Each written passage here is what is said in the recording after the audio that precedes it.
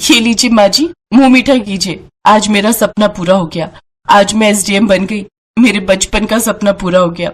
ये लीजिए आशीष जी, आप भी मुंह मीठा कीजिए। मम्मी, आप एसडीएम बन गए? वाओ!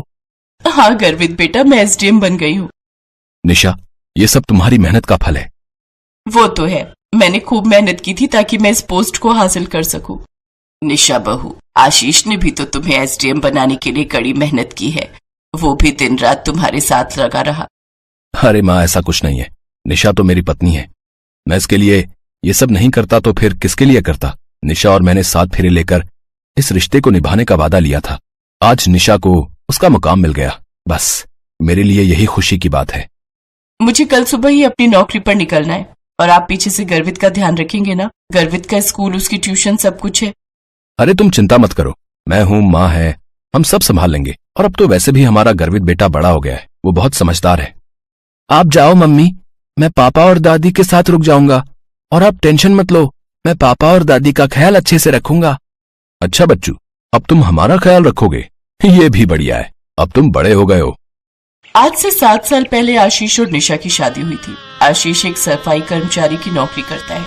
निशा के पिता सब्जी का ठेला लगाते हैं। उसी पर उनका पूरा परिवार निर्भर है। जिस वक्त निशा की आशीष के साथ शादी हुई थी, उस वक्त निशा ग्रेजुएशन की पढ़ाई कर रही थी। शादी के बाद निशा ने ग्रेजुएशन कंप्लीट किया। निशा पढ़ने में बहुत होशियार थी। शादी के बाद निशा ने अपनी एसडीएम बनने की इच्छा जब आशीष के सामने रखी तो आशीष ने भी अपनी पत्नी का पूरा सहयोग दिया। बेटे गर्वित के होने के 6 महीने बाद ही निशा ने एसडीएम की पढ़ाई शुरू कर दी और उसके अच्छे अंक आए, जिसके चलते उसने डिग्री ले ली और उसकी एक अच्छी पोस्ट पर नौकरी लग गई। निशा अपनी नौकरी के लिए लखनऊ आ जाती है। लखनऊ आकर निशा अपनी नौकरी में व्यस्त हो गई। उधर आशीष भी अपनी नौकरी के साथ साथ घर और बच्चे की जिम्मेदारी संभाल रहा था। शुरू में निशा फ्री होते ही फोन पर बात करती थी, पर कुछ दिनों से निशा आशीष का फोन नहीं उठा रही थी। बस उसे मैसेज कर दिया था कि वो काम में बिजी है, इसलिए आशीष ने सोचा कि एक बार खुद ही जाकर निशा से मिलाएगा। इसलिए वो निशा को सरप्राइज देने के लिए लखनऊ पहुंच गया। पर वहां पहुंचकर आशीष ने कुछ ऐसा देखा जिसे देखकर वो दंग रह गया। क्यों दंग रह गई ना? मैंने सोचा अचानक पहुंचकर तुम्हें चौंका दूं। मुझे पता था आज तुम्हारी छुट्टी होती है और तुम मुझे घर पर ही मिलोगी। वो आशीष, तुम और अचानक। आशीष एक सेकंड रुको। ये कौन है निशा? और तुम्हारे साथ इस तरह ये यहाँ क्या कर रहा है? आशीष निशा के साथ एक अनजान व्यक्ति को कमरे में देख लेता है और गुस्से में भर जाता है। तुम नौकरी की आड़ में मेरे पीठ पीछे ये गुल खिला रही हो।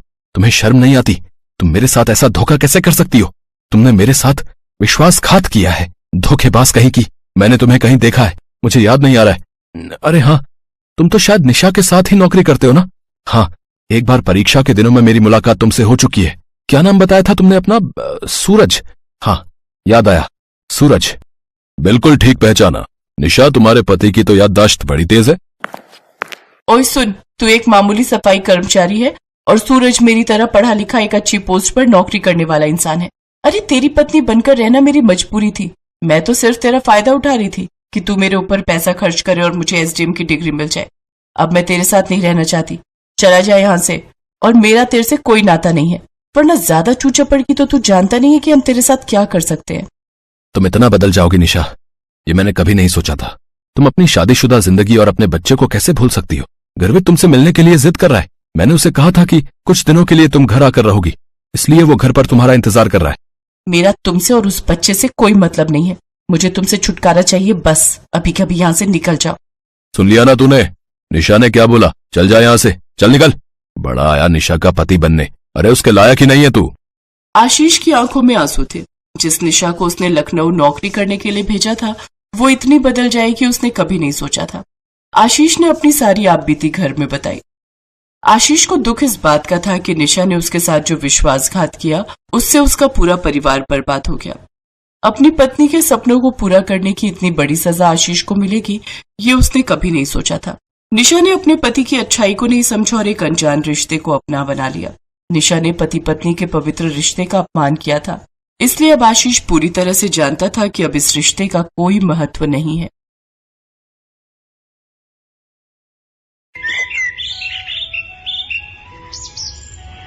नीरू एक फौजी थी।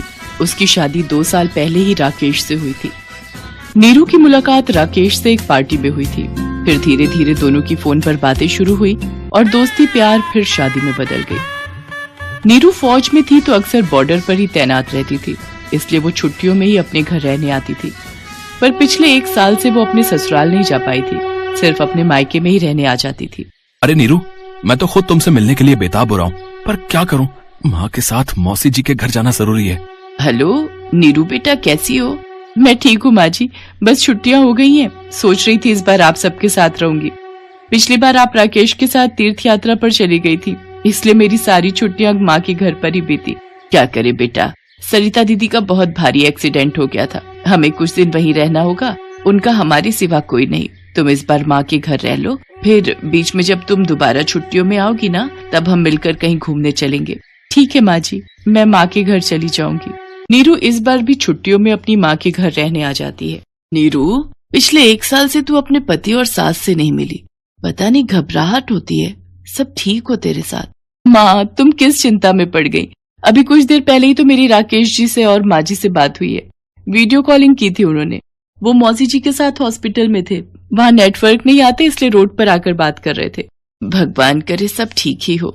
माँ, क्या बात है? रूपा आजकल दिखाई नहीं दे रही, उसके घर के बाहर भी ताला लगा हुआ है। कोई कह रहा था रूपा ने दिल्ली में किसी बड़े रईस से शादी कर ली है और उसके माता पिता भी यहाँ नहीं रहते, वो भी रूपा के साथ दिल्ली में रहते हैं। अच्छा, रूपा ने शादी कर ली और मुझे बताया तक नहीं। चलो, हो सकता है जल्दी में शादी कर ली होगी। कोई नहीं, अच्छा है। माँ, मैं सोच रही थी तुम और मैं बाजार चलते हैं, कुछ जरूरी सामान खरीद कर लाना है। नीरू अपनी माँ के साथ बाजार चली जाती है। बाजार में एक अपाहिज लड़की किसी पत्थर से ठोकर खाकर गिर जाती है और उसके हाथ से सामान की थैली गिर जाती है। अरे संभाल कर बहन, रुको, मैं तुम्हारा सामान उठा देती हूँ। शुक्रिया बहन, तुम्हारे पैर में तो चोट लग गई है। आओ मैं तुम्हें घर छोड़ देती हूँ। नीरू, तू इस बच्ची को घर छोड़ कर आ, मैं घर चली जाती हूँ। ठीक है माँ, आज के जमाने में इतने भले लोग कहाँ मिलते हैं जो किसी की मदद करें। मैं एक फौजी हूँ, इसलिए मदद करना तो मेरा पहला धर्म है। अच्छा, तो आप फौजी हो? आपका क्या नाम है? मेरा नाम नीरू है। और तुम्हारा? मेरा नाम रेखा है। मेरा घर आ गया, आओ मैं अपनी माँ से मिलवाती हूँ। रेखा नीरू को अपनी माँ से मिलवाती है। वो भी नीरू से मिलकर बहुत खुश होती है। बहुत ही भले लोग हैं, माँ और बेटा दोनों ने मेरी रेखा को पसंद किया। लड़का तो इतना शरीफ है कि पूछो मत, और रेखा हमारी इकलौती औलाद है। इसके पापा और मैं चाहते हैं कि इसकी शादी धूमधाम से करें। हमारे पास भी पैसों की कोई कमी नहीं है, हमारे पास सब कुछ हमारी रेखा का ही है। सचमुच बहुत नेक दिल हैं वो लोग। फिर तो मैं तुम्हारे होने वाले पति की फोटो देखना चाहूंगी। हाँ रुको, मैं अपनी सगाई की एल्बम लेकर आती हूँ। रेखा अपनी सगाई की एल्बम लेकर आती है। ये है मेरे पति अशोक जी और ये मेरी सास। राकेश, तुम्हारा होने वाला पति? ये कैसे हो सकता है? ये अशोक नहीं, मेरे पति राकेश है। क्या ये तुम क्या कह रही हो? मैं सच कह रही हूँ। मेरा दिमाग कुछ काम नहीं कर रहा, सब कुछ गड़बड़ है। मेरे ससुराल वाले मेरे से धोखा कर रहे हैं। मेरे होते हुए राकेश अशोक बनकर तुमसे दूसरी शादी कर रहा है। बेटी, अब हम क्या करें? अगले हफ्ते रेखा की शादी है। मैं तो कहता हूँ उन माँ बेटों को पुलिस के हवाले कर दो। हमारी बेटी के साथ उन्होंने गलत किया है। नहीं, हम राकेश और उसकी माँ को रंगे हाथ पकड़ेंगे। बस आपको मेरा साथ देना होगा। मैं नहीं चाहती कि मेरा घर बर्बाद हुआ है तो किसी और का भी हो। नीरू की आंखों में आंसू तो थे, पर एक फौजी थी, अपने दुख को मन में दबाना जानती थी। नीरू अपनी आंखों से आंसू टपकने नहीं देती। उसे तो बस उन धोखेबाज माँ बेटों को पकड़ना था। शादी का मंडप सज चुका था। रेखा दुल्हन बनी अशोक और उसकी माँ का इंतजार कर रही थी। नीरू राकेश को फोन मिलाती है।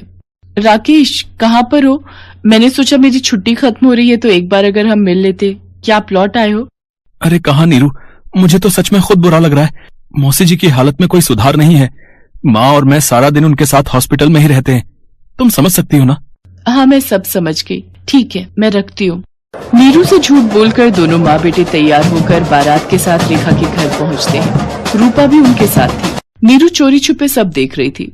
रेखा के माता पिता उसे मंडप में लाते हैं। बहन जी, वो गहनों के डिब्बे और नगद रुपए सब तैयार है ना? नीरू कमरे से बाहर आ जाती है। गहने तो नहीं, हथकड़ी तुम सबके लिए तैयार है। नीरू, तुम नीरू? हाँ, मैं। तुम दोनों मेरी पीठ पीछे पिछले 1 साल से ये झूठ का जाल बुन रहे हो। मेरे होते हुए तुम दूसरी शादी करने जा रहे हो। 1 सेकंड रूपा, तुमने राकेश के बड़े भाई से कब शादी की? राकेश का तो कोई बड़ा भाई है ही नहीं। नीरू, राकेश मेरे पति हैं। हमने 1 साल पहले ही शादी की है। इतना बड़ा धोखा? नीरू मैडम, इन सबसे कैसे सच्चाई उगलवानी है ये हम अच्छी तरह से जानते हैं। आप इन्हें हमारे हवाले कर दो। राकेश और उसकी माँ को पुलिस हिरासत में ले लेती है और सच्चाई सामने आती है। नीरू, तुम बॉर्डर पर रहती थी, रूपा घर आया जाया करती थी, इसीलिए रूपा और मेरे बीच रिश्ते बन गए और हमने शादी कर ली। पर हमें अमीर बनना था, इसलिए हमने रेखा को फंसाया ताकि उसे मारकर हम उसकी सारी जायदाद लेकर यहाँ से फरार हो जाएंगे। पर हमें नहीं पता था कि तुम्हारी मुलाकात हमसे होगी और हम पकड़े जाएंगे।